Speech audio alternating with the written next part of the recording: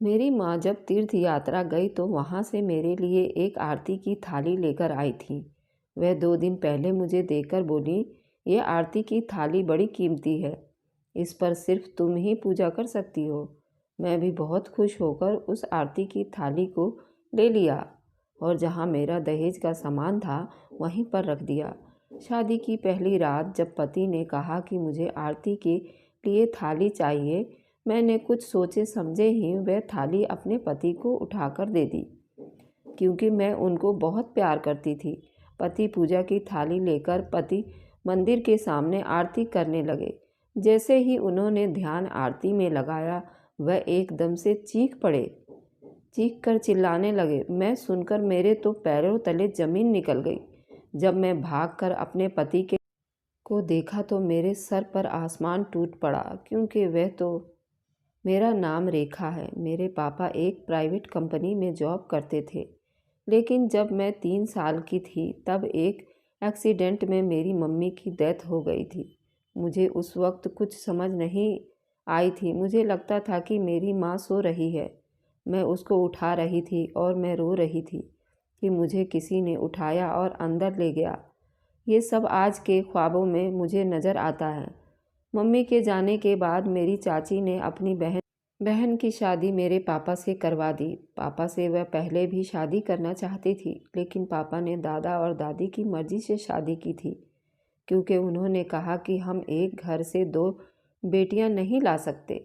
लेकिन अब मम्मी की मरने के बाद पापा ने मजबूरी में अपनी भाभी की बहन से शादी कर ली थी, और अब कोई रोकने वाला भी नहीं था, क्योंकि दादा और दादी भी इस दुनिया से जा चुके थे।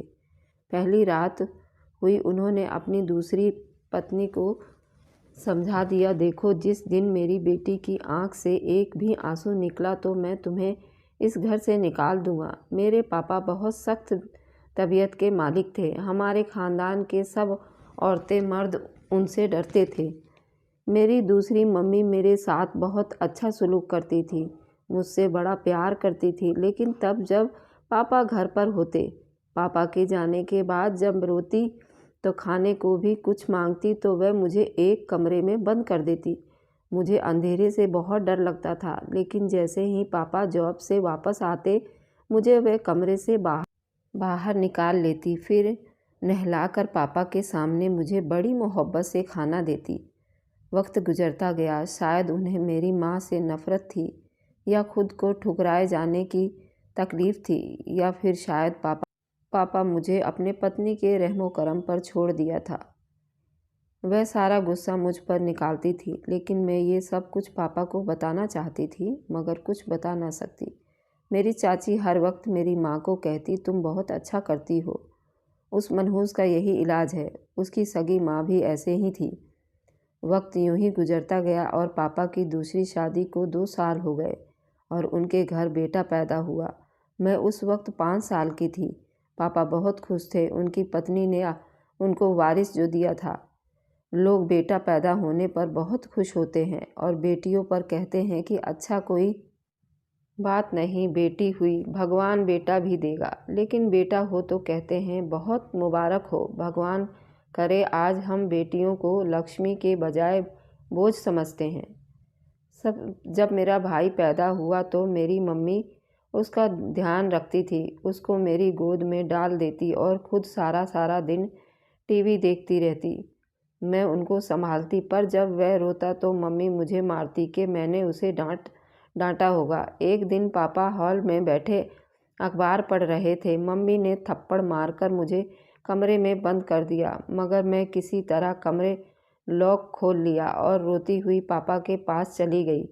मेरे मुंह पर थप्पड़ का निशान देखा तो पापा तड़प उठे। मैं पापा को सब बताने लगी, मम्मी मुझे मारती है और मेरे को कमरे में बंद कर देती हैं, खाना नहीं देती हैं, जब आप आते हैं उस वक्त खाना देती हैं। मेरी बात पर पापा का चेहरा गुस्से से लाल हो गया। उन्होंने मेरा हाथ पकड़ा और अपने कमरे के तरफ जाने लगे। जाते ही मम्मी को बालों से पकड़ लिया और कहा, निकल जाओ यहाँ से। मम्मी को कुछ समझ नहीं आई, मगर जैसे ही मेरी तरफ देखा तो पापा के पाँव पड़ गई और झूठ बोल दिया कि ये हमारे बेटे सुफियान का गला दबा रही थी। इसलिए मैंने उसे मारा है। मैं माँ और उसकी क्या माँ बच्चे को मार नहीं सकती? सगी माँ भी तो बच्चों को समझाने के लिए थप्पड़ मार देती है।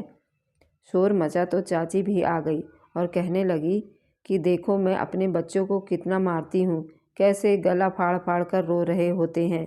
क्या मैं उनकी माँ नहीं हूँ? पापा अब चुप थे। मुझे उठाया और बाहर गए। फिर हम कार में बैठकर घूमने निकल गए। मैं बहुत खुश थी। पापा ने मुझे कहा, आज के बाद घर में कोई भी बात हो आपने मुझे बताना है। मैं बहुत खुश थी। पापा को मम्मी पर, उनकी बहन पर यकीन नहीं आया था। शायद इसलिए ये वक्त उन पर भी आ चुका था। असल में मेरे दादा ने भी 2 शादियाँ की थी, लेकिन जिस दिन मेरे पापा की सगी माँ की मौत हुई तो उसके बाद मेरे पापा की परवरिश उनकी सौतेली माँ ने की थी और अब वही सब कुछ मेरे साथ हो रहा था। खैर, पापा ने मम्मी को दोबारा कुछ नहीं कहा। रोज़ मेरे पास आते, मुझे प्यार करते और पूछते, बेटा किसी ने कुछ कहा तो नहीं, मारा तो नहीं आपको? सब कुछ मुझसे पूछते। उस दिन के बाद से मम्मी का रवैया मेरे साथ अच्छा हो गया था। अब वह मेरा ख्याल रखती थी, मुझे कुछ भी नहीं करती थी। लेकिन मेरे चाचा और पापा के दुश्मन थे। मगर पापा अभी तक ये नहीं जानते थे कि जो एक्सीडेंट हुआ था वह मेरे चाचा ने करवाया था। जिसे एक्सीडेंट में मेरी सगी माँ की मौत हो चुकी थी, वह ये सब बातें मुझे पता चल चुकी थी। एक्सीडेंट वाले दिन पापा गाड़ी लेकर नहीं गए थे। उस दिन मम्मी गाड़ी लेकर शॉपिंग करने चली गई थी। मेरे चाचा तो अपने सौतेले भाई यानी मेरे पापा को मारना चाहते थे, मगर उस दिन मेरी मम्मी की मौत हो गई। मैं चाची के बच्चों के साथ खेल रही थी, तब ये सब बातें चाची और चाचा एक दूसरे से कर रहे थे। उन्होंने लगा कि मैं बच्चे छोटे हैं, मगर उन्हें क्या पता था कि मैं उनकी बातें सब सुन रही हूँ। मेरे चाचा अपनी पत्नी को कह रहे थे कि मैंने ये सब तुम्हारी वजह से किया है, लेकिन अफसोस जिसको मैं मारना चाहता था वह नहीं मरा, बचपन से मेरे सर पर सांप की तरह बैठा हुआ है। जब रात को पापा आए तो मैंने उनको सब बात बता दिया।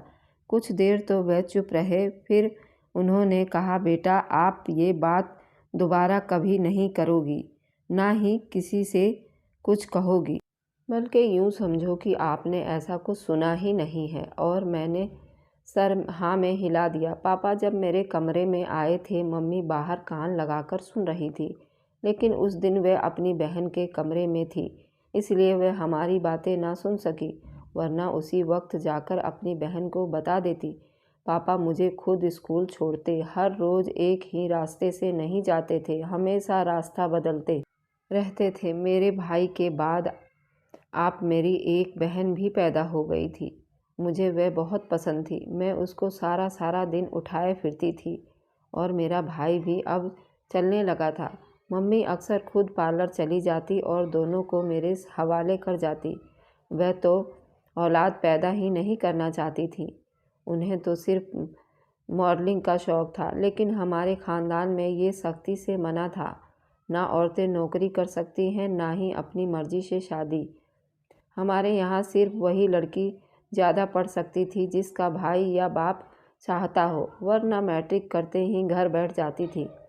हमारे ख़ानदान में उनमें बहुत सी लड़कियां हैं जो मैट्रिक के बाद भी घर बैठे हैं। कई तो बैठे बैठे बूढ़ी हो चुकी हैं क्योंकि उनकी शादियां नहीं हो सकी। ख़ानदान में कोई उनके उम्र का लड़का जो नहीं था और हम बाहर शादी नहीं कर सकते थे। कभी कभी मुझे बहुत डर लगता था। मैं भी बड़ी हो रही थी, मुझे पापा की सपोर्ट भी थी। मेरी बहन भी मेरे साथ स्कूल जाती थी। वक्त गुजरता रहा और मैंने मैट्रिक कर लिया। अब कॉलेज में एडमिशन लेना था। मेरे चाचा ने तो अपनी बेटियों को मैट्रिक भी नहीं करने दिया और वे पापा के सर पर खड़े उनको लंबे लंबे लेक्चर दे रहे थे कि आगे अपनी बच्ची को ना पढ़ाओ, पढ़ लिख कर बागी हो जाएंगी, कल को उसकी शादी बड़ी मुश्किल से होगी। अगर हमने शादी उसकी मर्ज़ी से ना किया तो फिर वह घर से भाग जाएंगी। पापा को अपने भाई की सोच पर बहुत गुस्सा आया। पापा खड़े हो गए। उन्होंने कहा, मुझे अपनी बेटी पर पूरा भरोसा है, वह पढ़ेगी जितना उसका दिल करेगा। जब तक मेरी ज़िंदगी है मेरी बेटी आगे पढ़ती रहेगी। चाचा ने ज़्यादा बोलना नहीं चाहा। पापा ने हाथ खड़ा करके मना कर दिया। चाचा और चाची जानते थे कि अगर मैं ज़्यादा आगे बढ़ गई तो उनके बेटियों का रिश्ता बहुत भारी हो जाएगा। दूसरा ये कि चाची बहुत जल्द आकर कहती थी मैं बिल्कुल अपनी मम्मी जैसी थी। बस आंखें पापा पर गई थी। पापा जैसे ही घर आते सबसे पहले मेरा माथा चूमते थे, बाद में बाकी बहन भाइयों को देखते। मेरी माँ पापा से बहुत गुस्सा होती। अब वह कभी कभी पापा के सामने बोल पड़ती थी। पापा बहुत चुप रहते थे। पापा उनको ज़िंदगी की हर आराम देते थे, लेकिन मैंने कभी पापा को एक साथ हंसते नहीं देखा था, ना ही वो। अब तो मेरे बाकी बहन भाई भी बड़े हो रहे थे। मम्मी ने इस वाक़ये के बाद दोबारा कभी मुझे कुछ नहीं कहा था, पर वह अक्सर मेरे कमरे की तलाशी लेती। मैं पापा से बात कर रही होती तो वह चुप कर बातें सुनती। मैंने पापा से मोबाइल की जिद की तो मम्मी ने घर में एक हंगामा खड़ा कर दिया, जिस पर पापा ने उनको चुप करा दिया। पापा कहते यही तो आपकी सगी बेटी है, बाकी बचे तो सौतेले हैं जो उनको पूछते नहीं तक। हालांकि पापा हम सब में बिल्कुल भी फ़र्क नहीं करते थे। पापा ने खुद जाकर एक अच्छे से कॉलेज में मेरा एडमिशन करवाया और मुझे कॉलेज के सारे बुक्स दिलवाए, और ज़िंदगी में वह कभी भी मेरी तरफ बेखबर नहीं हुए थे। जिस दिन मम्मी ने थप्पड़ मारा था उस दिन से लेकर आज तक पापा रोज़ मेरे पास आते थे, चाहे 10 मिनट ही क्यों ना आए, लेकिन वे मेरे दोस्त बन चुके थे। उन्होंने मुझे खुद के करीब कर लिया था। पापा कहते हैं कि जिस दिन तुम्हारी सौतेली माँ मैंने तुम पर हाथ उठाया था, मैं डर गया था। मैं तुम्हारी माँ की कब्र पर जाकर कितनी ही देर तक रोता रहा था। हम दोनों एक दूसरे से बहुत मोहब्बत करते थे। जब मैं तुम्हें देखता हूँ तो मुझे लगता है कि तुम्हारी मम्मी मेरे साथ है। रेखा बेटी, मैं तुमसे कभी लापरवाह नहीं हुआ और ना होना चाहता हूँ, और अगर कभी मेरी परवरिश में थोड़ी कमी हो गई तो मुझे माफ़ कर देना बेटा, वरना तुम्हारी माँ ने कहा था कि अगर मेरी बच्ची के साथ ज्यादती हुई तो मुझे माफ़ नहीं करेंगी। उस दिन पहली बार मैंने पापा की आंखों में आंसू देखे थे। पापा की रजामंदी से मैंने कॉलेज जाना शुरू कर दिया। मेरी बहन मैट्रिक में ही थी। भाई ने भी आगे साल कॉलेज जाना शुरू कर दिया था। वह मुझे पापा की तरह प्यार करता था, लेकिन मेरी बहन मुझसे बहुत जलती थी। मुझसे बात बात पर झगड़ा करती थी। बहुत कोशिश करती थी कि उससे दोस्ती कर लूं, लेकिन मम्मी की डाली नफ़रत उसके दिल में न जाने कितना घर कर चुकी थी। मम्मी हर वक्त उसके कान में एक ही बात डालती थी, क्या तुम्हारे पापा तो सिर्फ रेखा को ही अपनी बेटी समझता है, तुम लोग तो उसके लिए सौतेले ही हो। मैंने पापा से कई बार कहा मम्मी का शिकवा दूर करें, क्योंकि हम बहन भाइयों के दिलों में नफ़रत डाल रही हैं। पर पापा ने कहा मेरा भगवान जानता है कि मैंने अपने तीनों बच्चों को में कोई फ़र्क नहीं किया। वे भी मेरे बच्चे हैं। वह औरत तो बस हर वक्त तुमसे जलती रहती है, अपनी परेशानी खुद बना लेती है। पापा नहीं क्यों, मुझे पापा की बात सुनकर बहुत रोना आता था। मैं जब रोती थी पापा मुझे चुप नहीं करवाते थे, मुझे रोने देते थे, फिर मुझे बाहर आइसक्रीम खिलाने ले जाते। उस दिन भी पापा मुझे और भाई को साथ लेकर गए। मेरी बहन रमा आने जाने से इनकार कर दिया था। वह पापा के साथ बहुत बदतमीजी से पेश आती थी। पापा मम्मी से कहते थे देखो तुमने कैसी परवरिश की है अपनी बेटी की, तो वह घबरा जाती और उस जगह से खिसक जाती। उस दिन पापा ने बहुत प्यार से रमा को भी साथ चलने के लिए कहा था, लेकिन उसने कहा आप क्या बेटी बेटी करते हैं, मैं आपकी बेटी नहीं हूँ। जो आपका बाजू पकड़कर खड़ी है ना, बस वही आपकी बेटी है। आपसे पापा उसे ले जाओ, मुझे मेरे हाल पर छोड़ दो। पापा ने उसकी बदतमीजी पर उसको एक थप्पड़ मारा था। तब मम्मी बेटी को समझाने के बजाय पापा से लड़ पड़ी थी। मेरी बेटी को थप्पड़ मार दिया। और भी मम्मी ने पापा को बहुत सारी बातें सुनाई थी। पापा चुप कर गए थे। मैं ज़्यादा झगड़ा नहीं करना चाहते थे। फिर एक दिन मम्मी और रमा बाजार से एक पानी का बोतल ले आए। सारे घर में पानी के छींटे मारती रही। खैर मैं अपनी पढ़ाई में बिजी रही। और उन दिनों मैंने कॉलेज में टॉप किया था। पापा उस दिन बहुत खुश थे। सबको मेरे ऊपर फ़ख्र हो रहा था और सबसे यही बातें बता रहे थे कि मेरी बेटी ने कॉलेज में टॉप किया है। मैं पापा को देखकर बहुत खुश थी और वे हमेशा उन्हें खुशी देखना ही चाहती थी। घर में सिर्फ पापा और भाई खुश थे, बाकी कोई भी खुश नहीं था। रमा, मेरे चाचा ने अपनी दोस्त के बेटे के लिए मेरा हाथ मांग लिया, लेकिन पापा ने कहा मैं इस बारे में फ़िलहाल मैं कोई बात नहीं करना चाहता था। इसलिए नहीं कि आपका बेटा किसी काम का नहीं है, इसलिए कि मेरी बेटी की उम्र भी शादी की नहीं हुई है। चाचा पापा के बात पर नाराज़ होकर चले गए। मेरी मौसी की सहेली उसका बेटा मुझसे मिलने आए थे। पापा ने बहुत खुले दिल से उनका आवभगत किया था, लेकिन मैं अपनी मौसी के सहेली के बेटे को देखकर हैरान रह गई थी, क्योंकि वह तो हमारे ही कॉलेज में लेक्चरर थे। उनको कॉलेज में आए भी 2 महीने ही हुए थे। मेरी मौसी के सहेली का बेटा अंकुश थे। मेरी मौसी के सहेली ने मेरी मुलाकात उनसे करवाया, फिर मेरे पापा को मुबारकबाद देने लगी और वह लोग वहाँ से चले गए। अब अक्सर कॉलेज में अंकुश के साथ बातचीत हो जाती। अंकुश मुझे बहुत अच्छा लगता। मेरी कॉलेज की दोस्ती भी मुझसे जलने लगी थी और कुछ मुझे अंकुश के नाम से तंग करती। अंकुश का मुझे इतनी तो जैसे देखना मुस्कुराना सब अच्छा लगता है और भी उसके बारे में अब सोचने लगी थी। कुछ दिन हुए तो मेरी बहन मेरे कमरे में आई। उसने मैट्रिक की पढ़ाई बीच में ही छोड़ दिया था। वह शुरू से ही पढ़ाई में अच्छी नहीं थी, बस भाई अच्छा था जो पढ़ ही रहा था और पापा से कभी बदतमीजी भी नहीं करता था। मेरी बहन रमा मुझसे कहने लगी, दीदी आपके कॉलेज में फंक्शन आ रहा है, मैं भी आपके साथ चलूँगी। उसने देखकर कोई भी नहीं कह सकता था कि वह मुझसे छोटी है। वह दिन ब दिन चाचा की बेटियों की तरह हार श्रृंगार करने लगी थी, मगर मुझे उन सब चीज़ों में से परेशानी होती थी। मैं बस पढ़ना चाहती थी, पापा का नाम रोशन करना चाहती थी। मैंने हामी भर ली और 3 दिन के बाद होने वाले फंक्शन में उसे साथ ले गई। वहाँ बस अंकुश के पास खड़ी रही, उसे हंस हंस कर बातें करती रही और मुझे भी अपनी छोटी बहन को देखकर खुशी हुई। शुक्र है मेरी बहन भी समझदार हो गई है और उसका रवैया भी मेरे साथ अब अच्छा हो गया है।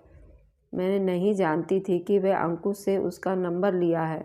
मैं कभी अपनी हद से आगे नहीं बढ़ी, मगर मैं अब उन सब से अनजान थी। मेरी बहन रमा हर वक्त फ़ोन पर बिजी रहती थी। मम्मी उन दिनों चाची के साथ तीर्थ यात्रा करने चली गई थी। उन्होंने पापा को भी साथ चलने का नहीं कहा था, बस दोनों बहनें अकेली चली गई थी। जब तीर्थ यात्रा से वापस आई तो चाची ने अपनी बेटी का रिश्ता एक जगह तय कर दिया। घर में एक खुशी का माहौल था। पापा ने सबको बुलाया था। मुझे कहा कि बेटी तुम अपनी मौसी को भी बुला लो, वह भी इस घर का हिस्सा है। मुझे लगा कि मेरे दिल की मुराद पूरी हो गई। तभी चाची का बेटा नीचे आया और मुझे घूरता हुआ बाहर निकल गया। वह अक्सर घर से बाहर ही रहा करता था। चाची की तरह वह भी लापरवाह था। मौसी और अंकुश बारात वाले दिन ही आए और चले गए। मेरी बहन रमा अंकुश के आगे पीछे रही। हालांकि पापा ने कई बार मना किया, मगर उसने पापा की एक ना सुनी। वह पहले भी किसी की बात नहीं सुनती थी। एक दिन मेरी बहन बहुत खुशी खुशी मेरे पास आई और मुझे बताया कि मौसी अंकुश के लिए मेरा रिश्ता मांगने आ रही हैं। मुझे बड़ी हैरत हुई और मेरे मुंह से निकल गया, मौसी किसका रिश्ता मांगने आ रही हैं? तो उसने मुझे दोबारा बताया रे, मेरे रिश्ते के लिए मेरे तो पाँव तले ज़मीन निकल गई। जिसको मैंने भगवान से मांगा है, जिसका जिक्र मैं किसी से ना कर सकी, और वह मेरी बहन के साथ लगा हुआ था। मैं कमरे में आकर रोती रही। शाम को मौसी आई तो मुझे बुलाकर अपने पास बुलाया और पापा से मेरा रिश्ता, रेखा आपकी बेटी है, मगर मुझे सोचने के लिए कुछ वक्त चाहिए। रमा तो ये सुनकर पागल ही हो गई थी। कमरे में जाकर चीज़ें तोड़ने फोड़ने लगी थी। मौसी के जाने के बाद वह पापा से लड़ने लगी। कह रही थी कि आपसे हमेशा मुझसे छीन कर अपनी बेटी को दिया है। जो मुझे चाहिए होता है आप रेखा को दे देते हैं। मुझे अंकुश चाहिए। वह बार बार चिल्ला रही थी। पापा से बहुत ही बदतमीजी से बात कर रही थी। पापा ने रमा को समझाना चाहा तो उसने पापा को धक्का दे दिया। पापा को गुस्सा आ गया। उन्होंने मम्मी से कहा, उसे संभाल लो, तुम्हारी बेटी का दिमाग खराब हो गया है। पापा मेरे कमरे में आए, मुझसे अंकुश के बारे में राय ली और मैंने हमेशा की तरह मामला पापा पर छोड़ दिया। मैंने पापा से कहा, जैसे आपको सही लगे। आपसे मैंने कभी कुछ नहीं मांगा, आपने हमेशा मुझे दिया है। आप चाहें तो रमा की शादी वहाँ करा सकते हैं। लेकिन पापा ने बताया, बेटा पिछले हफ्ते अंकुश मेरे पास आया था। उसने मुझे बताया कि रमा की बहुत से लड़कों के साथ दोस्ती है। वह मुझे फ़ोन भी करती है, मगर मैं उसे अपनी बहन समझता हूँ। प्लीज़ आप रमा पर नज़र रखें। और अब मैंने अंकुश से तुम्हारे बारे में बात की तो उसने कहा कि अंकल, मैं रेखा को पसंद करता हूँ और फिर मैंने तुम्हारी शादी अंकुश से तय कर दी है। मैं अंकुश को बहुत अच्छे से जानता हूँ, मेरे सामने पला बड़ा है। उस दिन मेरे दिल से एक बोझ उतर गया था कि पापा ने कहा कि रमा अभी बच्ची है। अगर अंकुश पसंद करता तो मैं वहाँ शादी कर देता, लेकिन मैं जानता हूँ कि वह सिर्फ जिद्दी में ऐसा कर रही है। मैं बहुत जल्दी ही कोई अच्छा रिश्ता देखकर उसकी शादी भी कर दूँगा। मेरी शादी की तैयारियां हो रही थी। शादी से 2 रोज़ पहले मम्मी मेरे पास आई और मुझे एक आरती की थाली दी और बोली, बेटा मैं जब मंदिर गई थी तो वहाँ से ये तुम्हारे लिए लाई थी। तुम ये अपने दहेज के सामान में रख लो। शादी के बाद तुम इसी आरती की थाली में अपने ससुराल में आरती करना और इस थाली में तुम किसी को आरती मत करने देना, क्योंकि ये बहुत कीमती है। मैं आज अपनी मम्मी को देखकर बहुत हैरान हुई थी, क्योंकि उन्होंने कभी मुझसे इस तरह से बात नहीं की थी। मैंने आरती की थाली लेने अपने बैग में रख दी। 2 दिन बाद मेरी और अंकुश की शादी हो गई, लेकिन मेरे पति ने शादी की पहली रात पर कहा कि मुझे पूजा करनी है। तुम्हारे पास आरती की थाली हो तो मुझे दे दो। तभी मुझे याद आया कि मम्मी ने मुझे विदाई के समय से पहले मम्मी ने मुझे आरती की थाली दी थी और कहा था कि बेटा उसे बस तुम इस्तेमाल करना, क्योंकि ये बहुत महंगी है, इसलिए किसी और को कभी भी इस्तेमाल करने मत देना, वरना तूफान आ जाएगा। मगर अंकुश से कीमती मेरे पास कोई चीज़ नहीं थी। मैंने वह आरती की थाली अपने पति को दे दी। अंकुश थाली लेकर जाकर मंदिर के सामने प्रार्थना करने लगा और आरती करने लगा, लेकिन जैसे ही वह आरती करके उठा तो मेरे पैरों तले से ज़मीन निकल गई। अंकुश एकदम से चीख रहा था, चीखें मार मार कर रो रहा था, क्योंकि उसके चेहरे पर अजीब निशान पड़ गए थे जिससे उसे तकलीफ़ हो रही थी। हम उसी वक्त उसको अस्पताल ले गए। डॉक्टर ने बताया कि उनके चेहरे पर तेजाब जैसा कुछ केमिकल लगाया है, जिसकी वजह से उनकी ये हालत हुई है। मेरी माँ पापा सब जमा हो गए थे। मैं दुल्हन के लिबास में खड़ी थी। मम्मी ने पूछ रही थी कि आपने इस थाली पर क्या लगाया था जो आरती लेते समय अंकुश की ये हालत हो गई।